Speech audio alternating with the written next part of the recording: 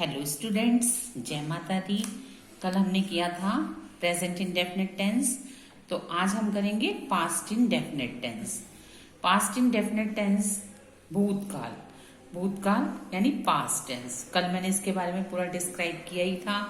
Past indefinite tense की हिंदी पहचान होती है जिसके एंड में या, ये, आया, गया, लिया, दिया, ली, दी, बोला, नाचा, गाया, यानी जो भी काम है वो भूतकाल में होते हैं। जैसे मैंने एक गाना गाया तो गाया यानी कल गा लिया, तो वो सब काम जो भूतकाल में होते हैं वो पास्ट इंडेफिनिट टेंस होते हैं। इसके भी तीन ही काइंड्स होते हैं, अफर्मेटिव, नेगेटिव और इंटरोगेटिव। अब अफर्मेटिव का जो रूल है वो है सब्जेक्ट प्लस वर्ब की सेकेंड फॉर्म प्लस ऑब्जेक्ट। कल जब मैंने टेंस डिस्क्राइब किए थे तो मैंने वर्ब की फॉर्म्स के बारे में भी डिस्क्रिप्शन दिया था। तो सब्जेक्ट प्लस वर्ब की सेकेंड फॉर्म प्लस ऑब्जेक्ट, ये रूल केवल अफर्मेटिव के लिए है। नेगेटिव में चेंज हो जाता है, नेगेटिव में वर्ब की फर्स्ट फॉर्म लगती है, पर पहले हम अफर्मेटिव कर रहे हैं तो अफर्मेटिव के बारे में बताती हूँ। फॉर एग्जाम्पल, राम स्कूल गया, तो राम सब्जेक्ट हो गया। अकॉर्डिंग टू रूल देखो, राम सब्जेक्ट हो गया, फिर गो की second form went, Ram went to school, तो सब्जेक्ट प्लस वर्ब की second form plus object. Clear? Next है, उसने एक पत्र लिखा, तो उसने ही राइट की second form wrote a letter, यानी सब्जेक्ट वर्ब की सेकेंड फॉर्म और ऑब्जेक्ट। तो ये हो गया हमारा पास्ट इंडेफिनिट जिसमें वर्ब की सेकेंड फॉर्म लगती है। अब हम इसका नेगेटिव करते हैं। नेगेटिव में, नेगेटिव का मतलब यानी नकारात्मक, जिसमें नहीं शब्द का यूज होता है। इसमें हेल्पिंग वर्ब डिड नॉट लगती है।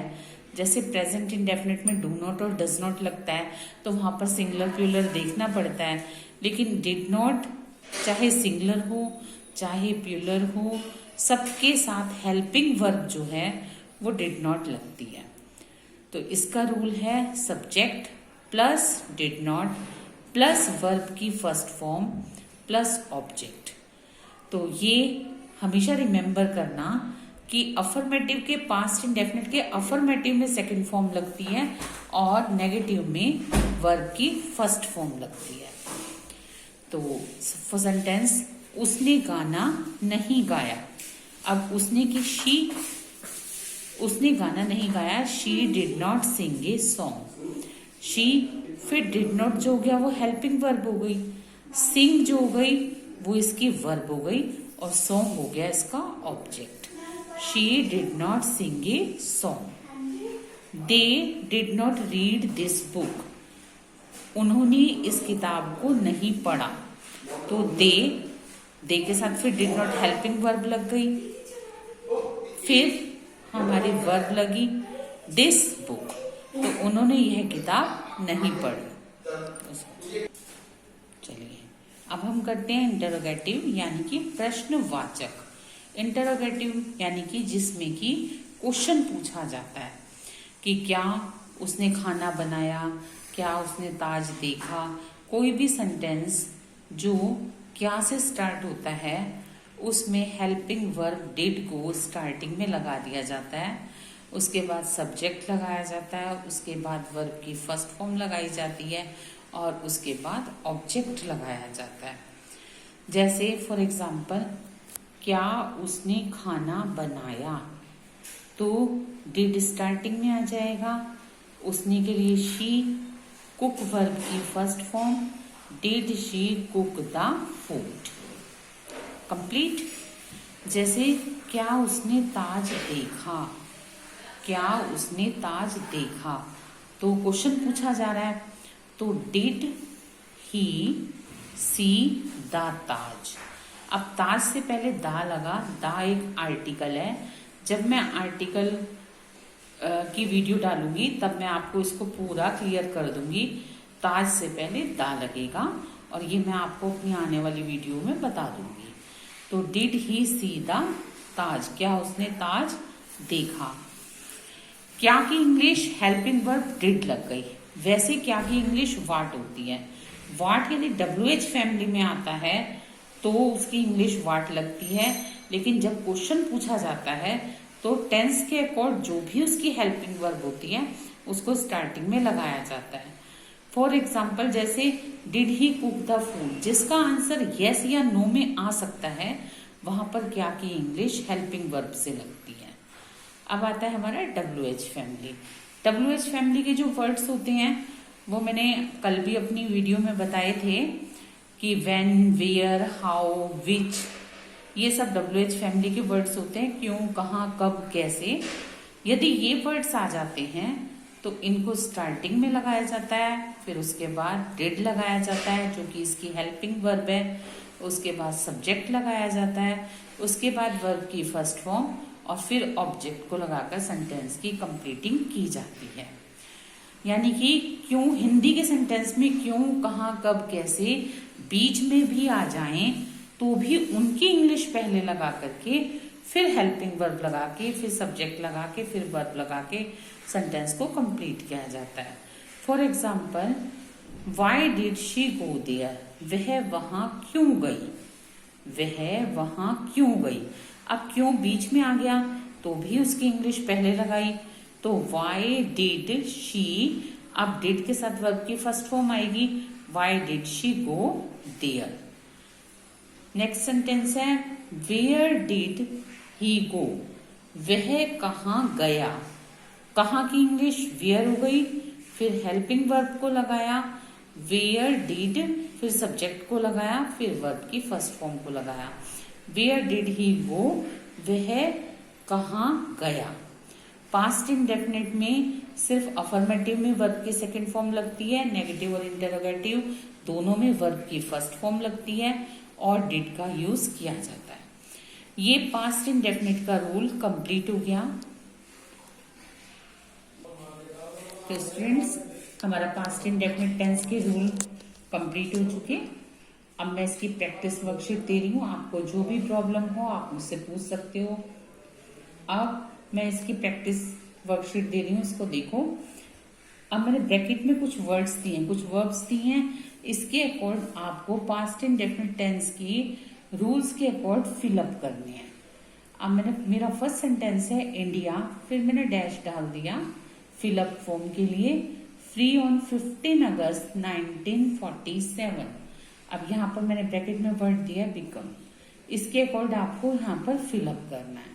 जो भी फॉर्म आप सुटेबल समझते हो वो आपको यहाँ पर फिलअप करना है। द गॉड, फिर डैश अस। अब मैंने सेव ब्रैकेट में दिया है तो आपको यहाँ पर फिलअप करना है। जैसे यहाँ पर आ जाएगा द गॉड सेव्ड अस, भगवान ने हमें बचाया। ये मैंने आपको एक एग्जांपल दे दिया, ऐसे ही आपको और करने हैं। आई, फिर dash dash dash a book in Mumbai, bracket में नॉट और बाय, इसके अकॉर्ड आपको यहाँ पर फिलअप करना है। नेक्स्ट सेंटेंस है ही, फिर डैश अबाउट दिस, ब्रैकेट में है नो, इसके अकॉर्ड आपको यहाँ पर फिलअप करना है। नेक्स्ट सेंटेंस है स्टार्टिंग में ही आपका फिलअप, नेक्स्ट ही, फिर फिलअप ए सॉन्ग, ब्रैकेट में है सिंग, इसके अकॉर्ड आपको यहाँ और यहाँ फिलअप करने हैं। नेक्स्ट सेंटेंस है व्हाट, फिर डैश यू, फिर dash about this matter, bracket में है से, SAY से, तो इसके अकॉर्ड आपको यहाँ और यहाँ फिलअप करना है। नेक्स्ट सेंटेंस है रानी, फिर dash A sari from market, bracket में परचेज, आपको इसके अकॉर्ड फिलअप करना है। नेक्स्ट लास्ट सेंटेंस है वाई डिड यू, फिर डैश देयर और ब्रैकेट में है गो, इसके अकॉर्ड आपको यहाँ पर फिलअप करना है। ये आप फिलअप करो। अब पहले पास्ट इंडेफिनिट के सारे रूल्स अपने माइंड में सेटअप कर लो, उसके बाद इसको फिलअप करना। अच्छा, वो प्रैक्टिस वर्कशीट तो आपके पास हो गई। अब मैं आपको कुछ सेंटेंस दे रही हूँ, इन सेंटेंस को आपको पास्ट इंडेफिनिट रूल के अकॉर्ड इंग्लिश में ट्रांसलेट करना है। Translate these Hindi sentence into English. मेरा फर्स्ट सेंटेंस है मैं अपने दोस्त से मिला। नेक्स्ट है उसने एक नया मोबाइल फोन खरीदा। नेक्स्ट है वह कल नहीं आया। नेक्स्ट उसने एक पत्र नहीं लिखा। नेक्स्ट सेंटेंस है ग्रामीण औरतों ने कुएं से पानी खींचा। नेक्स्ट सेंटेंस उसने अपनी माँ की खाना बनाने में मदद नहीं की। नेक्स्ट सेंटेंस क्या मेरी दादी ने तुम्हें एक कहानी सुनाई। नेक्स्ट सेंटेंस तुमने उसे कब देखा। नेक्स्ट सेंटेंस वह यहाँ कल क्यों नहीं आया। नेक्स्ट सेंटेंस तुमने उसे कब देखा।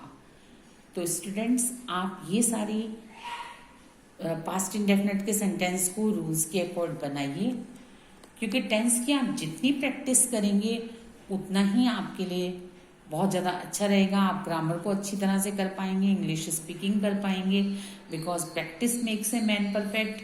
आप जितनी प्रैक्टिस करेंगे उतना ही आप अच्छा रिजल्ट पाएंगे। The more you practice the more you gain. हमेशा इस चीज़ को याद रखना और बहुत प्रैक्टिस करना। वर्कशीट आपको और भी मिल जाएगी, आप उसमें भी प्रैक्टिस वर्कशीट आपको और भी मिल जाएगी, आप उससे भी प्रैक्टिस कर सकते हो। तो अब मैं कल मिलूंगी कल आपको फिर कराऊंगी फ्यूचर इंडेफिनिट, तो मेरे तीनों इंडेफिनिट कंप्लीट हो जाएंगे। Okay students, bye.